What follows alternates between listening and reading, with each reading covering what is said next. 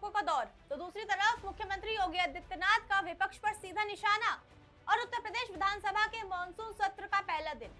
और यह सब सिर्फ बहस नहीं बल्कि राजनीतिक संदेश भी दे रहा है। और विधानसभा के मॉनसून सत्र के पहले दिन जो सबसे दिलचस्प बात रही वो ये कि संसद के मॉनसून सत्र के दौरान दिल्ली में जो विरोध प्रदर्शन देखने को मिले थे, अब उनकी गूंज लखनऊ तक पहुंचती दिखाई दे रही है। फर्क सिर्फ इतना रहा कि मंच बदल गया, लेकिन रणनीति अभी भी वही है। पोस्टर, तख्तियां, दानपेटी, नारे और कैमरों के सामने शक्ति प्रदर्शन। और इसीलिए सवाल ये है कि क्या विधानसभा हो या लोकसभा, किसी भी सदन का सत्र कानून बनाने का मंच कम और चुनावी नैरेटिव गढ़ने का मंच ज्यादा बनता जा रहा है। क्या विपक्ष ने 2027 के चुनावों की लड़ाई सदन के अंदर नहीं, सदन के बाहर से लड़ने का फैसला कर लिया है? और क्या बीजेपी इसका जवाब सदन के अंदर से ही देगी? आज इन्हीं सवालों के जवाब ढूंढने की हम कोशिश करेंगे। और एक सवाल ये भी कि क्या अखिलेश के पास इस बार कोई नई रणनीति है और इसके पीछे की वजह क्या है कि आखिर हम ये सवाल उठा रहे हैं, तो वो भी आज हम आपको बताएंगे।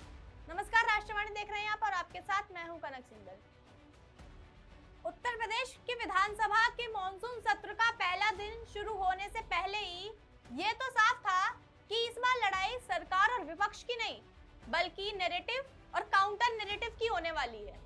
क्योंकि दिल्ली का कोई बवाल हो या कोई लड़ाई हो और वो यूपी ना पहुंचे, ऐसा तो हो ही नहीं सकता।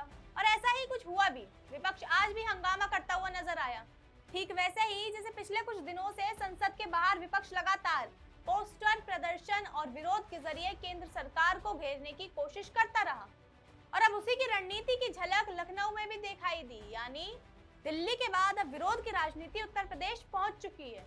उत्तर प्रदेश की विधानसभा का सत्र शुरू होने से पहले समाजवादी पार्टी ने अपने विधायकों की बैठक बुलाई। उस बैठक में आगे की रणनीति तय की गई और रणनीति में यह भी तय हुआ कि किन मुद्दों को सदन में उठाना है, सरकार को किस किस सवाल पर घेरना है और जनता के बीच कौन सा संदेश भेजना है। इन सब तमाम मुद्दों पर मंथन हुआ, लेकिन ये बैठक खत्म होते ही तस्वीर बदल गई। विधायक सीधे विधानसभा परिसर पहुंच गए, लेकिन वो विधानसभा परिसर पहुंचे तो सही, लेकिन सिर्फ विधायक के तौर पर नहीं बल्कि प्रदर्शनकारी के रूप में। जी हाँ, प्रदर्शनकारी के तौर पर समाजवादी पार्टी के विधायक विधानसभा परिसर पहुंचे। और वो कैसे, वो भी हम आपको बताते हैं। कोई विधानसभा परिसर के बाहर हाथ में पोस्टर लेकर पहुंचा तो कोई दान पेटी लेकर, किसी ने सिर पर पट्टी बांध रखी थी तो कोई साइकिल पर विधानसभा पहुंचा। और इसी के साथ राम मंदिर चढ़ावा विवाद, आरक्षण, छात्रों पर कथित लाठीचार्ज, E20 पेट्रोल, किसानों के मुद्दे और बेरोजगारी जैसे तमाम मुद्दों को लेकर समाजवादी पार्टी ने सरकार के खिलाफ प्रदर्शन किया।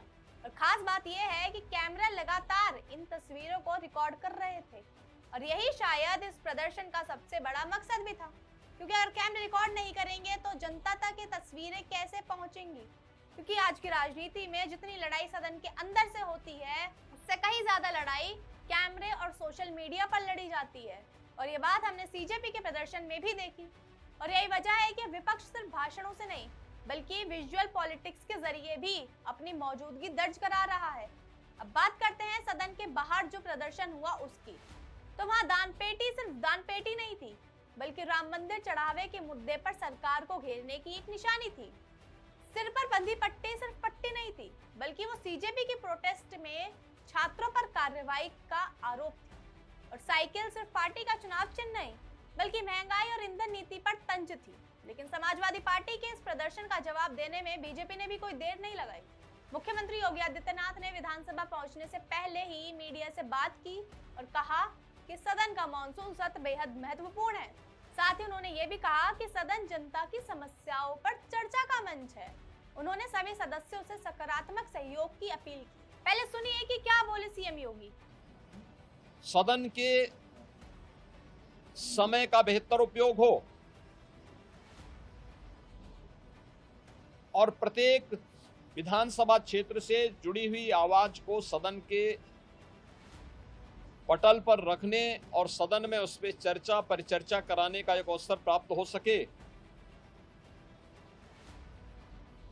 मैंने कल दलीय नेताओं की बैठक में भी और समय समय पर भी सभी माननीय सदस्यों से इस बारे में आग्रह किया है। लेकिन सीएम योगी यहीं नहीं रुके। उन्होंने आगे ये भी कहा कि अच्छा होता विपक्ष सही मुद्दे उठाता। तो सुनिए विपक्ष पर निशाना साधते हुए क्या बोले योगी। अच्छा होता कि इन मुद्दों पर चर्चा करने की बजाय युवाओं के कल्याण के लिए क्या 9 वर्षों में हुआ है और वर्तमान में क्या कुछ करने जा रही है सरकार। आधी आबादी महिलाओं के सुरक्षा, उनके स्वावलंबन और उनके सम्मान के लिए क्या 9 वर्ष में किया है और आगे क्या करने जा रही है। अन्नदाता किसानों के जीवन में परिवर्तन लाने और उनके चेहरे पर खुशहाली लाने के लिए क्या कदम उठाए गए हैं। लेकिन सदन के अंदर पहुंचते ही योगी का राजनीतिक तेवर भी सामने आ गया। योगी आदित्यनाथ ने किसानों का मुद्दा उठाते हुए समाजवादी पार्टी पर सीधा हमला बोला। उन्होंने कहा कि जिन लोगों के शासन में चीनी मिलें बंद हुई, किसानों का भुगतान रुका और बिचौलियों का राज था, वही लोग आज किसानों की बात कर रहे हैं। उन्होंने दावा किया कि उनकी सरकारों ने किसानों की आय बढ़ाने और गन्ना भुगतान सीधे खातों में भेजने का काम किया है। यही नहीं, अयोध्या राम मंदिर का मुद्दा उठाते हुए मुख्यमंत्री ने विपक्ष पर तीखा हमला बोला और हर बार की तरह जैसे वो इस मुद्दे पर सपा को घेरते हैं, इस बार भी उन्होंने कहा कि जो लोग कभी राम भक्तों पर गोलियां चलवाने वालों के साथ खड़े थे, जिन्होंने अदालत में राम मंदिर निर्माण को रोकने के लिए वकीलों की फौज खड़ी की, वही आज राम मंदिर पर राजनीति कर रहे हैं। और यह बयान और सभी निशाने सीधे समाजवादी पार्टी के आरोपों का जवाब माना जा रहा है। उधर बीजेपी के दूसरे नेताओं ने भी विपक्ष के प्रदर्शन को सिर्फ राजनीतिक स्टंट बताया। उनका कहना है कि संसद में जो रणनीति अपनाई गई, वही विधानसभा में भी दोहराई जा रही है, जबकि समाजवादी पार्टी का दावा है कि वो जनता के मुद्दे उठा रही है और सरकार जवाब देने से बच रही है। लेकिन अगर इन सब के बीच पिछले कुछ वर्षों के विधानसभा सत्रों पर नजर डालें तो एक पैटर्न तो साफ दिखाई देता है, और वो ये कि सदन की शुरुआत होती है, विधायक पहुंचते हैं, सदन के अंदर हंगामा होता है और बस ऐसे ही करते सदन खत्म हो जाता। लेकिन इस बार पैटर्न बदला। इस बार सत्र शुरू होने से पहले विपक्ष मतलब समाजवादी पार्टी की बैठक हुई, फिर विधानसभा के बाहर प्रदर्शन हुआ, जबकि हर बार अंदर हंगामा होता है।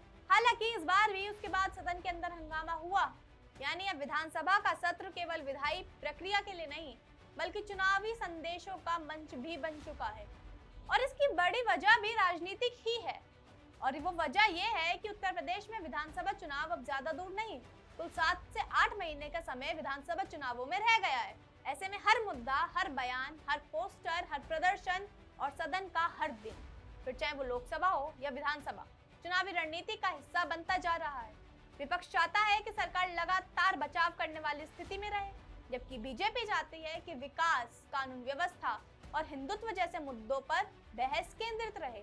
यानी एक बात तो साफ है कि विधानसभा का ये सत्र जितना कानूनों के लिए अहम है, उससे कई ज्यादा 2027 की चुनावी कहानी लिखने के लिए भी अहम माना जा रहा है। अब सबसे बड़ा सवाल यही है कि क्या विधानसभा के अंदर होने वाली बहस जनता के मुद्दों का समाधान निकाल पाएगी, या फिर पूरा सत्र पोस्टर, प्रदर्शन, आरोप और पलटवार तक ही सीमित रह जाएगा। क्या विपक्ष सड़क से सरकार को घेर पाएगा, योगी सरकार सदन के अंदर से ही पूरे नैरेटिव को बदल देगी? इन सवालों के जवाब आने वाले दिनों में मिलेंगे, लेकिन इतना तय है कि विधानसभा के पहले दिन ने साफ कर दिया कि उत्तर प्रदेश में चुनावी लड़ाई अब सिर्फ मैदान में नहीं, बल्कि सदन, सड़क, सोशल मीडिया और कैमरे के सामने भी पूरी ताकत से लड़ी जाएगी। फिलहाल के लिए इतना ही। ऐसे तमाम खबरों के लिए जुड़े रहिए हमारे साथ और देखते रहिए राष्ट्रवाणी।